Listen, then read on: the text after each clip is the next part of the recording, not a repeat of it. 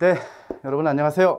오늘 부사법령 기본 강의 8로 테마가 잡혀 있는데 이렇게 할게요. 지금 제가 오늘 이제 오늘이 9월 2일인데요. 경찰간부 민법 총칙 기본 강의가 시작이 돼서 1강, 2강 마치고 원래 3강 찍어야 되는데 생각해 봤더니 9월 11일이 얼마 안 남아서 여러분들 제가 기타 법령은 시험 전에는 9월 11일 전에는 힘들고 오늘 헌재를 끝내드리려고 기본 강의 제가 민법 기본 강의 2개만 하고 자 지방자치법은 안 볼 겁니다. 안 나올 거예요. 지금 뭐 혹시 헌법이나 판례로 문제가 나오면 그대로 맞추시고 만약에 지방자치법을 지금 이제 내년부터 시행되는 그 전부 개정된 거에서 나오면 한 문제 틀리시면 됩니다. 지금 최근에 그 헌법 이번 법원 행시도 이렇게 보면 그 의식해서인지 지방자치법으로는 거의 문제가 안 나왔더라고. 나오면 그냥 틀려버리시고요. 헌재만 중요한 이 헌재를 60분 동안에 하고 기본 강의를 8에서 종강을 해드릴 겁니다. 기타 법령은 따로 제가 업로드를 앞에 중요한 정치자금법은 추록 2.0으로 하나 해드렸어요. 나머지는 여러분들께서 그냥 한번 읽어보시면서 그리고 제가 그 제자한테도 그 사적으로도 말씀드렸지만 9월 11일 시험을 위해서는 기타 법령은 버리세요. 정치자금법이랑 그 몇 개 제가 중요하게 짚어드린 거 빼고는 버리시고 집중을 앞에 있는 기본 법령 10가지 중에서도 순위를 또 매기자면 국회법, 헌재법, 세 번째 순위를 공직선거법을 하지 마시고 정당법이나 법원조직법으로 이렇게 하십시오.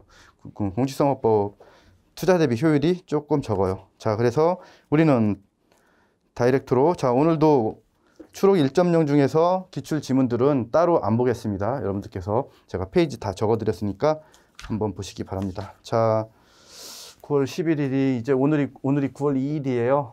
목요일. 그래서 얼마 안 남아 가지고 제가 이번 1시간 동안 헌재법을 같이 헌재법을 안 봐드린다는 거는 헌법 부사법령 공부를 안 했다는 뜻이니까 헌재법을 봄으로써 부사법령 유튜브로 올라가는 기본 강의 형식의 종강을 오늘 해드리겠습니다. 218페이지입니다. 자, 그리고 부사법령 너무 깊게 많이 하려고 하지 마세요. 국회법 빼고. 국회법, 헌재법 빼고 깊게 너무 많이 하려고. 지금 시점은 헌법 조문과 중요한 판례가 더 중요하고요. 부사법령 제가 앞에 1부터 쭉 해드린 정도, 그 정도만 하셔도 웬만한 기본 법령에 나오는 것들은 다 맞출 거고 확률이 뒤쪽에 나오는 것들이 많이 떨어집니다. 지엽적인 거 나오면 틀리시면 돼요.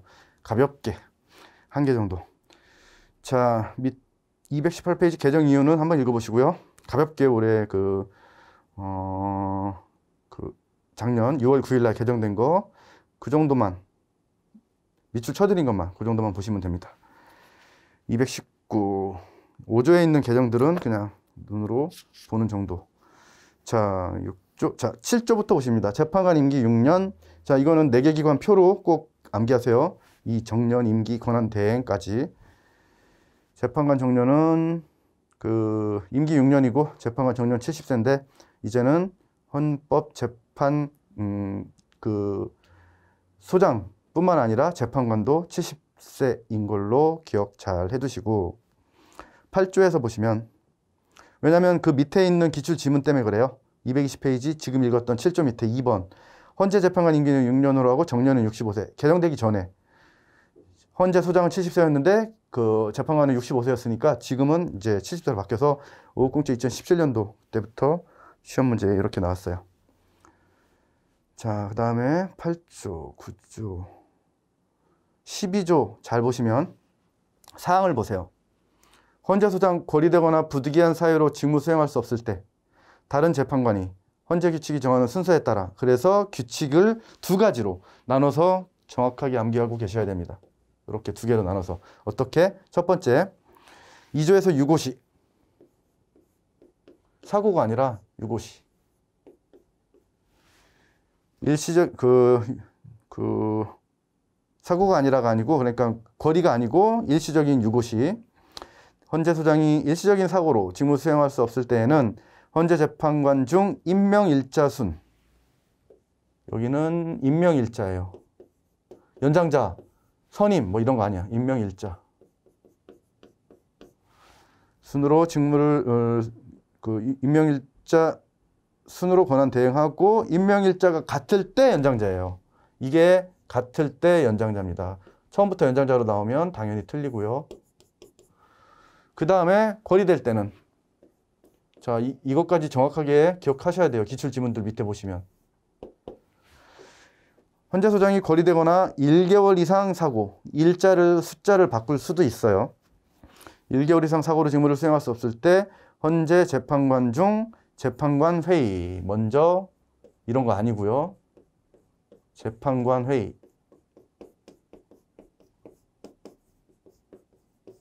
자, 재판관 회의에서 선출된 사람이 권한 대행하고 다만 그 대행자가 선출될 때까지는 일시유고시 대행할 때 그때처럼 권한 대행하면 됩니다. 디테일하게 12조 사항만 암기하고 12조 사항만 암기하면 안 되고 디테일하게 밑에까지 같이 꼭 기억해 두시기 바라고요. 5공채 2019 기출지문 임명일자 순 거리시 임명일자 이렇게 바로 다이렉트로 틀리게 시험 문제 나왔으니까 이렇게 나와서 그 기출지문이 틀린 겁니다. 그 다음 재판관 회의 2항만 보세요. 7명 이상 출석 과반수 찬성. 거기 추록 10페이지, 추록 1.0 페이지 9페이지에 국회 8급 올해 거 끼워드렸으니까 16조 밑에 기출지문 1번 밑에다가 추가해 두시면 됩니다. 우측으로 가셔서 심판 정족수에서 아주 중요한 단골 멘트 그 밑에 기출지문들 보세요. 엄청나게 많이 붙어있죠? 근데 다 거기서 거기야. 비슷한 것들 바꾸고 있어. 첫 번째, 재판부는 7명 이상의 출석으로 사건을 심리해. 지금 좌측 16조에서 본 재판관 회의 7명 이상 출석, 재판관 과반수 찬성. 그거랑 헷갈리시면 안 돼요. 여기는 2항에서 우측 오셨죠? 23조 2항. 재판부는 종국 심리에 관여한 재판관 과반수 찬성으로 결정해. 그런데 밑에 보니까 다음 각호의 어느 하나에 해당하는 경우에는 과반수가 아니라 6인이에요. 그래서 법률의 위헌, 탄핵, 정당해산, 헌법소원에 관한 인용 각각 따옴표 쳐드렸지만 거기다가 형광펜을 다시 칠해놓으세요. 그러니까 법률의 합헌 결정 안 되고요. 이렇게 합헌 결정 그리고 헌법소원에 관한 기각 결정 아니에요. 그래서 중요한 겁니다. 그러면 밑에 의견 변경하는 거 당연한 거고 그러면 여기서 하나 빠진 게 뭐야? 위 핵 정권 쇼에서 빠진 거 뭐만 과반수예요? 여기서 권한쟁의만 과반수라고. 그래서 헷갈리면 기억으로 기억하고 계시라는 겁니다. 그래서 정말 자주 나오는 게 기출지문 3번 권한쟁의 6인 이상 틀렸고요. 쭉 내려오셔서 됐습니다. 나머지 기출지문들 중요한데 여러분들이 꼼꼼하게 그러니까 많이 하고 여러 번 보실 건 국회법이랑 여기 헌재법 기출지문들 하나 깨알같이 다 지금 뭐 하나만 예를 드렸지만 시간 관계상 자 그리고 그 24조에서 하나 정오표는 하나 또 따로 내드렸고요. 24조에서 기출지문 1번에 하나가 빠졌어요. 정오표도 내드렸다고 말씀드렸고 추록 1.0에 정오표 있어요. 당사자는 그 기출지문 1번 보세요. 당사자는 동일한 사건에 대하여 재판관을 기피할 수 있다. 그 문제는 두 명까지만 틀린 거니까 빨간 걸로 쓸까요? 2명까지만 아니에요. 이렇게 해서 2명까지만 해서 틀렸는데 이걸 맞게 하려면 1명까지만이야. 왜냐하면 2명 이상을 못하니까 1명까지만인 거예요. 그래서 2명까지만 기피할 수 있다. 틀린 겁니다. 서울 7급 2018년도에도 나왔고 다시 위로 올라가셔서 24조 3항은 같이 읽어보고 재판관에게 공정한 심판을 기대하기 어려운 사정이 있는 경우 당사자는 기피 신청할 수 있는데 변론 기일에 출석해서 본안에 관한 진술을 할 때는 아니다. 사항이 동일한 사건에 대해서 2명 이상 안 되니까 이 기출 지문처럼 2명까지만 하면 틀린 거예요. 요즘은 조문을 나이브하게 조문 그대로 내지 않는 경향이 커졌어. 그래서 어려운 거야. 돌려가지고 바꿔서 말하고 있습니다. 25조 자, 기출지문 3번 추록에 있어요. 국회 8급 2021년 거. 자, 추록 지금 따로 제가 시간 관계상 안 보는데 꼭 추가를 하시던지 표시를 해두세요.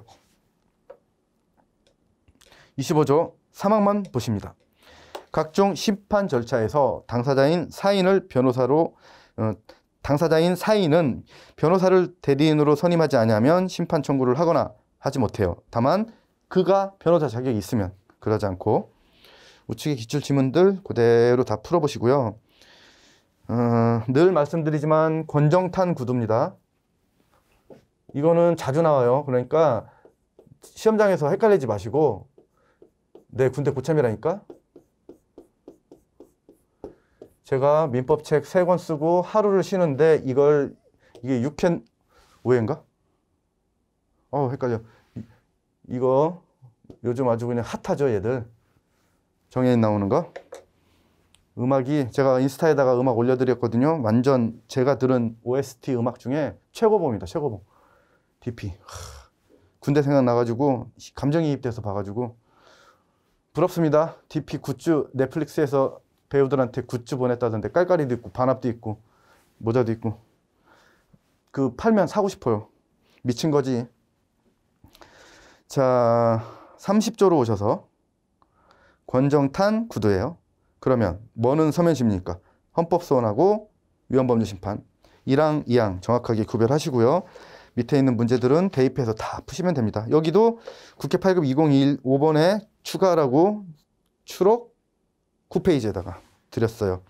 우측에 오셔서 33조 보시면 심판의 변론과 종국결정 선고는 심판정에서 한다. 다만 헌재 소장이 필요하다고 인정하는 경우에는 심판정 외의 장소에서 변론 또는 종국결정의 선고를 할 수 있다. 밑에 지문에서 변론은 열 수 있으나 그 외의 장소에 변론은 종국결정 선고를 할 수 없다. 이런 식의 패턴들. 작년 국가 7급 문제입니다. 국회 8급 문제 하나 붙여드렸고요. 추록에. 자, 헌법 조문하고도 아주 잘 구별하셔야 될 게 34조예요. 1항.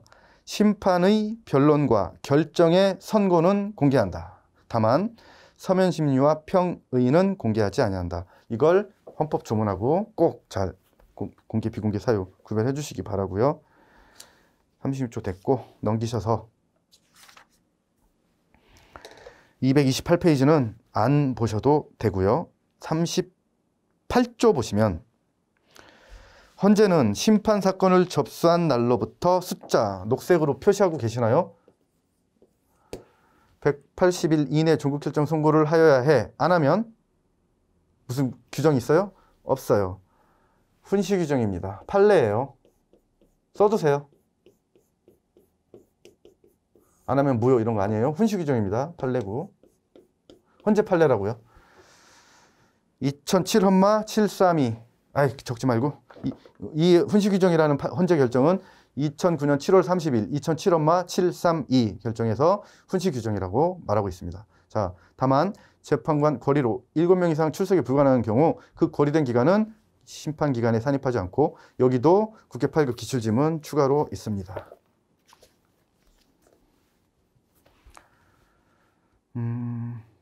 40조는 기본서에서 표로는 정리해 드렸는데 여기도 문장으로도 봅시다. 준용 규정. 안 쓸게요. 여기도 그 표로 정확하게 기억하고 계셔야 되는 파트예요. 헌재 심판 절차에 관해서는 이 법에 특별한 규정이 있는 경우를 제외하고는 헌법재판 성질에 반하지 아니하는 한도에서 첫 번째, 민사소송에 관한 법령 준용.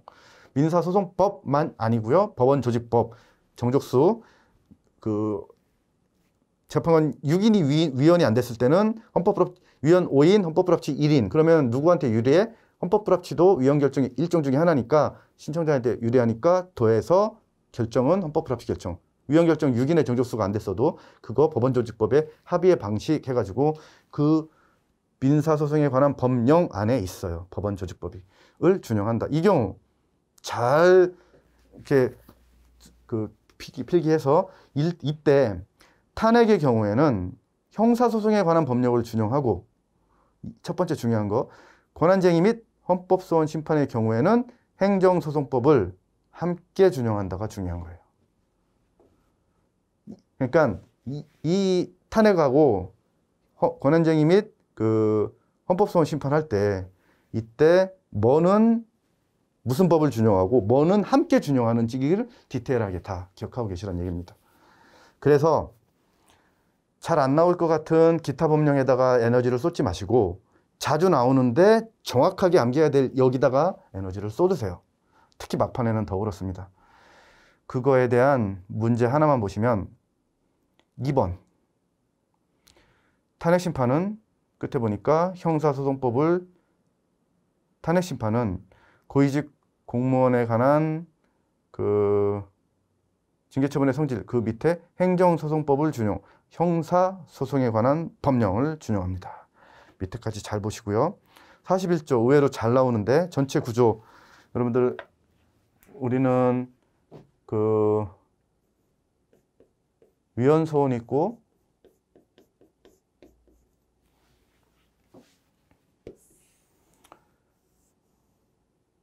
쓰지 맙시다.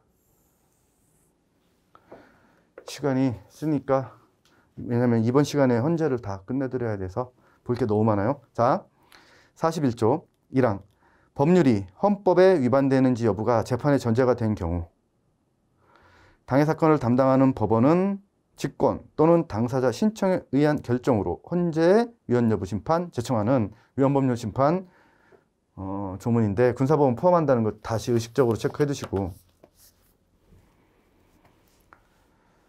사항에서 위헌 여부 심판 제청에 관한 결정에 대해서 항고할 수 없습니다.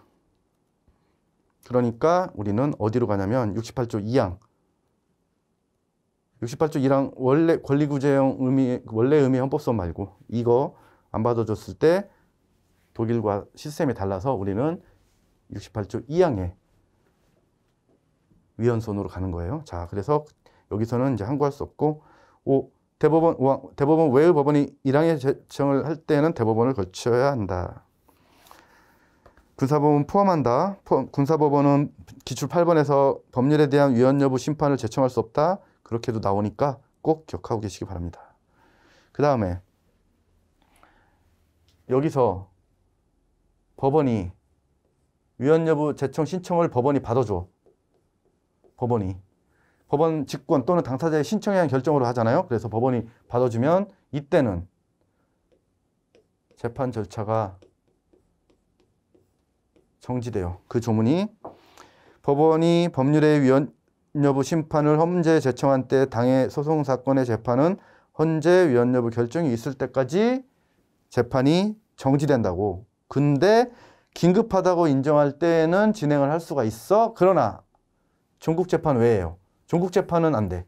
거기까지 디테일하게 꼭 기억해 두시기 바랍니다. 할 수는 있는데 종국재판 빼고. 자, 이런 것들이 정확하게 암기해야 될. 종국재판 외의 소송 절차는 진행할 수 있습니다. 언제? 긴급하다고 인정할 때. 밑에 기출 지문들 전부 보시고 45, 46, 47 제일 지금까지 본 중에서 제일 중요한 거. 왜냐면 그 사망 때문에 47조 여기 자주 나오는데 쉬워요. 다음 날만 체크해 두시면 됩니다. 일단 1항부터 위헌결정의 효력 1항 법률의 위헌결정은 법원과 그 밖의 국가기관 및 지자체를 기속합니다. 2항 위헌으로 결정된 법률 또는 법률의 조항은 그 결정이 있는 날부터 효력을 상실해.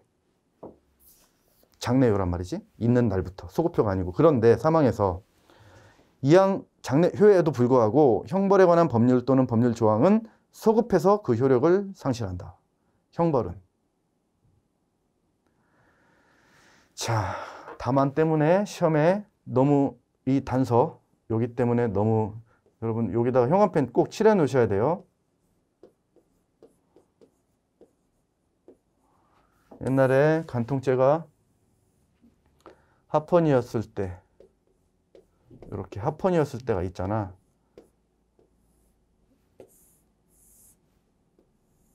아이씨, 자, 요 다음 날 해당 법률 조항에 대하여 종전에 합헌으로 결정한 사건이 있는 경우에는 그 결정이 있은 다음 날이에요. 요 다음 날. 여기가 이제 시험에 자주 나오는 겁니다. 얼마나 자주 나오냐면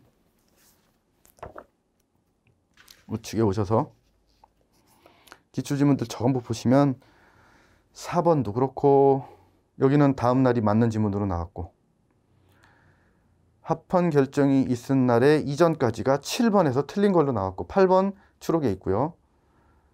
그 다음에 얘들 이렇게 하는 취지를 위에다가 글로 써드렸습니다.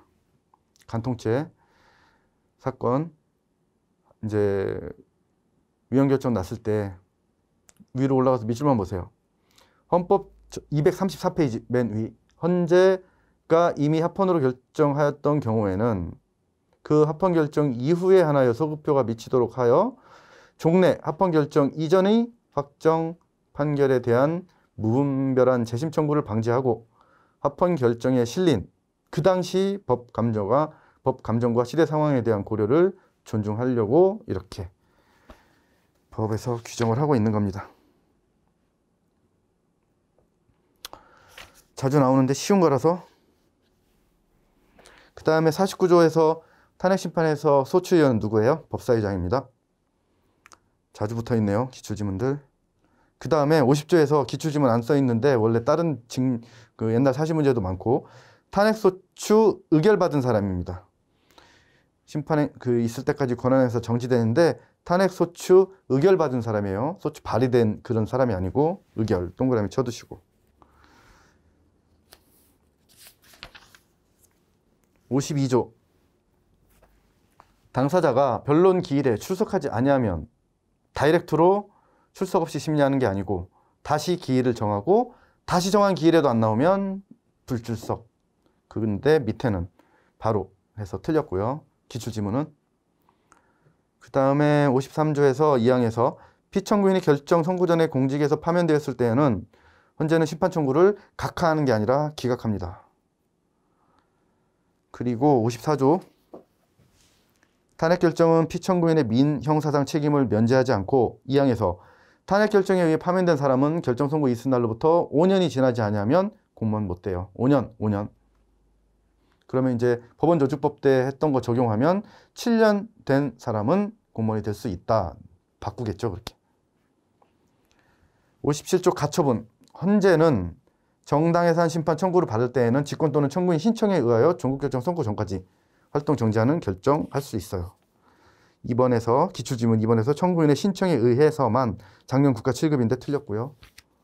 국가 7급 올해 이제 9월 11일 날 기본적인 문제들로 나올 건데 한 3-4문제 정도가 어렵게 문제를 구성해서 변별력을 가질 거예요. 그러니까 당황하지 마시고 소거법 동원해서 모르는 거나 잘 출제되지 않은 지엽적인 게 나오더라도 그거 말고 다른 지문을 먼저 보신 다음에 문제를 맞추실 수 있으니까 끝까지 포기하시면 안 됩니다.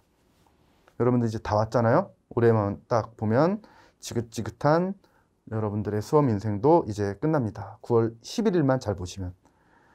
60조 최근에 590치에서도 나왔지만 자주 나온 패턴들이에요. 정당해산을 명하는 헌재 결정은 중선위가 정당법에 따라 집행하는 게 아니라 국회가 정당법에 따라 집행합니다. 그 다음에요. 63조의 청구기간은 아까 말씀드린 이 숫자 표시 아무튼 형광펜으로 꼭 숫자는 같은 패턴으로 칠해두세요. 철칙입니다. 안 그러면 이미지 효과가 나중에 안 나요. 239페이지 청구기간. 권한쟁의 심판은 그 사유가 있음을 안 날로부터 60일, 사유가 있은 날로부터 180일. 63 넘기시고 65조에서 쉬운데 자주 나와. 헌재가 권한쟁의 심판 청구를 받았을 때 직권 또는 청구인 신청에 의하여 종국결정 선고 전까지 심판 대상이 된 피청구인의 처분의 효력을 정지하는 결정을 할 수 있다. 여기도 국회 8급 2021 추록에 있고요. 10페이지에 있습니다. 추록 10페이지. 자, 그 다음에 67조 헌재 권한쟁의 심판 결정은 모든 국가기관과 지자체를 기속한다. 위헌 결정의 효력과 1항은 똑같고 2항이 기출지문처럼 자주 나와요. 국가기관 또는 지자체 처분 취소하는 결정은 처분의 상대방에 대해서 이미 생긴 효력, 영향을 미치지 않습니다.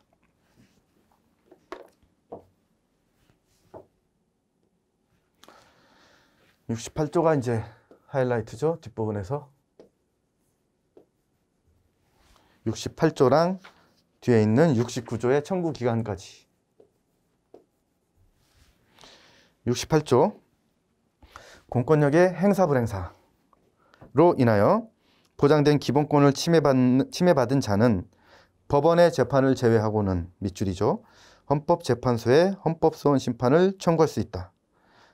그 예외적인 법원의 재판을 제외하고는 거기에 있는 그 예외적인 한정형 판결 빼고는 이제 법원의 재판은 안 돼.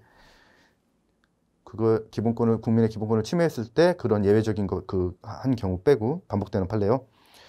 자, 다만 다른 법률의 구제 절차가 있는 경우에는 그 절차를 모두 거친 후에 이게 보충성이지. 그래서 헌법소원 제기할 때 자, 직현 그러니까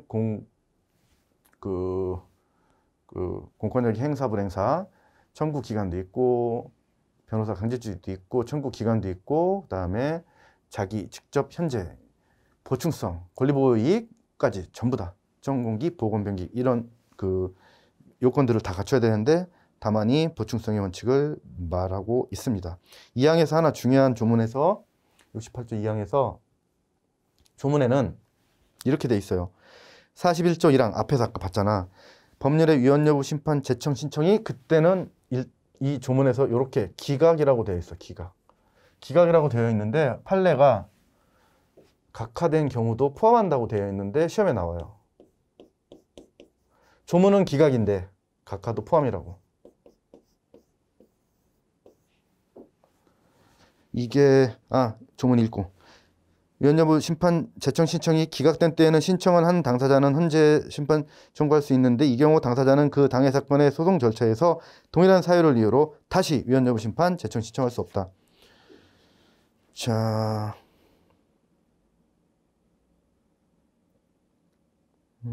뒤쪽으로 넘기셔서 이거는 뒤에 기출 지문으로는 여기서는 안 붙여 있는데 여기 각하된 것도 포함된다는 거 꼭 기억해 두시고 242페이지에서 판례 지문 보세요. 앞에서 읽었던 조문. 1심에서 위헌 법률 심판 제청 신청 기각당한 소송 당사자가 상소심에서 동일한 사유로 다시 제청 신청하는 거 적법하지 않습니다. 판례 그대로 읽어보세요. 당해 사건의 소송 절차는 상소심 절차도 포함한다는 거야. 이게 시험에 여기 뭐 기출 표시 하나밖에 안 돼 있지만 자주 나오는 겁니다. 아까 권한쟁의 60일, 180일 간단한데 헌법소원은 그 보충성 원칙 때문에 2항이 붙어 있으니까 잘 보셔야 돼요. 90일 1년인데 30일이 예외가 있고 그 다음에 다시 한번 30일이 나와. 1항 68조 1항에 따른 헌법소원 심판은 그 사유가 있음을 안 날로부터 90일, 있은 날로부터 1년 이내에 청구해야 되는데 다만 보충성 원칙 때문에 다른 법률에 따른 구제 절차를 거친 헌법소원 심판은 최종 결정 통지받은 날로부터 30일. 그 다음에 위헌소원 68조 2항에 따른 헌법소원 심판은 위헌 여부 제청 신청 기각하는 결정을 통지받은 날로부터 30일. 그래서 계산하는 문제가 우측에 243페이지 5번인데 변시에서 나왔지만 이게 어렵게 나오면 7급에도 나올 수 있다고 판단은 되는데 여러분 그거는 그 해설을 자세하게 실어줄 해설을 여기서 우리 그 조문이랑 같이 보시면 해설은 자세하게 되어 있지 않아도 충분히 여러분들이 해결하실 수 있어요. 나머지는 단순한 숫자 바꾸기 문제들이고요. 그리고 국선 대리인도 시험에 자주 나옵니다. 1항 헌법소원 심판을 청구하려는 자가 변호사를 대리인으로 선임할 자력이 없는 경우에는 헌법재판소에 국선 대리인을 선임하여 줄 것을 신청할 수 있는데 이 경우에 69조 옆에서 봤던 청구기간 여기는 국선 대리인 선임 신청이 있는 날이야. 뒤에 국선대리님 선임한 날이 아니야. 신청에다가 방점을 찍어 두시면 됩니다. 자주 나옵니다. 중요합니다. 계산 문제도 있을 거고요. 그 다음에 네, 일단은 그 지금 말씀드린 선임 신청이 있은 날 계산 문제에서 이거 뒤쪽에 해설에다가 제가 여기는 이제 자세한 해설, 아까 그 앞에 게 아니고 여기는 이 자세한 해설을 보시면 제일 어렵게 나오는 헌법소원 계산 문제예요. 7급에서 이렇게까지 나올까 싶기는 합니다. 자, 다시 앞으로 70조 2항 1항에도 불구하고 헌재가 공익상 필요하다고 인정할 때 국선대리님 선임할 수 있어. 국선대리는 그러니까 경우의 수가 1도 있고 2도 있는 거예요. 그리고 넘기시고 이 4번 여기까지도 이 계산 문제에는 다 들어가는 거예요. 사항을 244페이지 사항을 보시면 헌재가 국선대리인을 선정하지 아니한다는 결정을 한 때에는 지체 없이 그 사실을 신청인에게 통지해야 한다. 그러면 이 경우 신청인이 선임 신청한 날로부터 그 통지를 받은 날까지의 기간, 이 계산 문제가 우측에 있는 거예요. 4번의 해설에 있는 거. 이것도 같이 짬뽕으로 하셔야 문제가 풀린다고. 4번. 여기를 빼야 돼. 거기 밑줄 쳐드렸어요.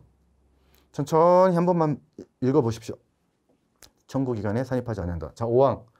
사망에 따라 선정된 국선대리인은 선정된 날부터 60일 이내에 71조에 규정된 사항을 적은 심판 청구서를 헌재에 제출해야 돼요.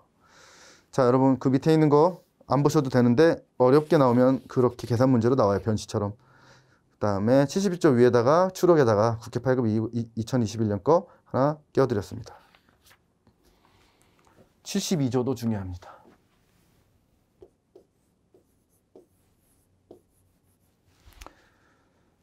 자, 다 왔습니다. 1항. 헌재 소장은 헌법재판소의 재판관 3인으로 구성되는 지정재판부를 두어서 자, 제일 많이 나오는 거 위헌법률심판 땡 헌법소원 심판의 사전심사예요. 이게 밑에 기출 보세요. 자주 나와요. 여기에 사전심사예요. 3인이고. 그래서 위헌법률심판도 같이 묶여있는 지문들이 일단 9번에 자, 247페이지 9번에 보시니까 헌재 소장은 지정재판부를 두어 위헌법률심판의 사전심사를 담당하게 할 수 있다. 꺽쇠 쳐드렸어요. 그래서 헌법소원 심판의 사전심사를 담당하게 할 수 있어요. 그리고 3항 보시면 지정재판부는 다음 각호의 어느 하나에 해당되는 경우에는 지정재판부 재판관 전원의 일치된 의견이 있어야 각하돼요.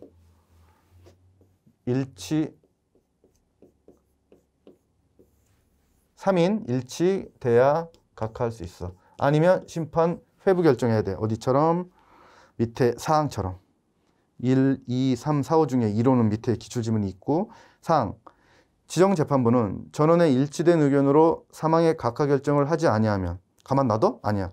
결정으로 심판에 회부해야 돼. 헌법소원 심판 청구 30일이 지날 때까지 각하 결정 안 하면 자동으로 심판 회부 결정 있는 것으로 봅니다. 밑에 있는 건 법행 지문 때문에 별표를 쳐드렸는데 한번 읽어보세요. 73조 각하 및 심판 회부 결정의 통지 1항. 지정재판부는 헌법소원을 각하하거나 심판 회부 결정을 한 때에는 결정일로부터 14일 이내에 청구인 또는 그 대리인 및 피청구인에게 그 사실을 통지하여야 한다. 밑에 30일로 14일을 30일로 바꾸는 지문이 기출지문 2번입니다. 마지막 조문. 헌법소원의 인용결정은 모든 국가기관과 지자체를 기속해요. 기각결정, 각하결정 아니고요. 인용결정. 2항 68조 1항 원래 의미의 헌법소원을 68조 1항에 따른 헌법소원을 인용할 때에는 인용결정서의 주문에 침해된 기본권, 무슨 기본권? 재판받을 권리, 이렇게 기본권 침해의 원인이 된 공권력 행사 불행사를 특정해야 되고, 사망. 이항의 경우에 헌법재판소는 기본권 침해의 원인이 된 공권력의 행사를 취소하거나 그 불행사가 위헌임을 확인할 수 있어. 그리고 5항 보시면 이항의 경우에 헌재는 공권력의 행사 또는 불행사가 위헌인 법률 또는 법률의 조항에 기인한 것이라고 인정될 때에는 인용 결정에서 해당 법률 또는 법률 조항이 위헌임을 선고할 수 있습니다. 그게 밑에 있는 기출지문 2번입니다. 자, 재심과 관련돼서 7항만 잘 기억해 두시면 돼요. 68조 2항 헌바 사건에서 헌법소원이 인용된 경우에 해당 헌법소원과 관련된 소송 사건이 이미 확정된 때에는, 왜냐하면 여기는 아까 보셨던 대로 법원이 인정해서 받아주면 종국결정 외에 심판 절차 진행 정지되잖아요. 아니, 그 긴급한 경우 빼고는 정지해 주잖아. 여기는 정지가 안 되니까 68조 2항으로 보면은 정지가 안 되니까 끝났을 수가 있어. 그런데 헌법적 그 재판소에서 헌법소원이 인용됐다는 얘기는 그 법률이 예를 들어 위헌이라는 얘기 아니야? 그러면 이 사람은 재판이 끝났네? 그 헌법소원 말고 원래 대법원의 그 재판? 그러면 이 사람 재심할 수 있게 해줘야 돼요? 안 해야 돼요? 할 수 있게 해줘야 되지? 그 조문이에요. 재심을 청구할 수 있다. 나머지 여러분들 다 보시고요. 생각했던 것보다 조금 빠르게 끝내긴 했는데, 자, 9월 11일 날 이걸 마지막 멘트로 여러분들한테 응원의 멘트를 하나 드리겠습니다.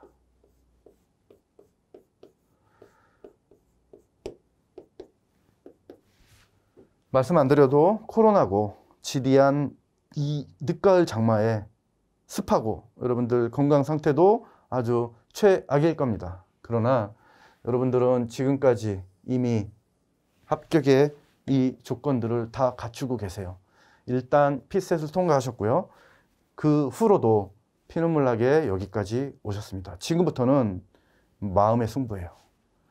여러분들이 얼마나 갖은 고초를 겪어왔는지를 생각하시면 됩니다. 그래서 25문항으로 바뀐 첫 번째 국가 7급 시험, 이 9월 11일 날 이제 한 10일 앞으로 다가왔는데, 지금부터는 당연히 아시다시피 무슨 더 많이 하려고 욕심을 내신다든지, 제가 기타 법령 안 해드리는 이유도 그런 거예요.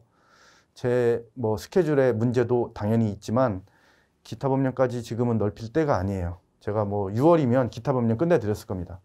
자, 그래서 여러분들의 건강한 합격을 제가 처음부터 9월 11일 시험 보시고 합격하는 날까지 늘 똑같은 심정으로 제 강의를 듣고 책을 보시는 분들께 기원해드리고 있습니다.